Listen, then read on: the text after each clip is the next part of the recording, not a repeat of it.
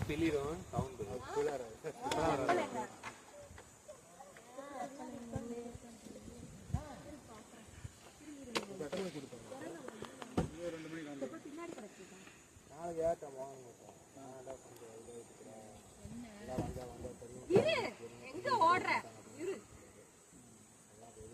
ஓடக்கூடாது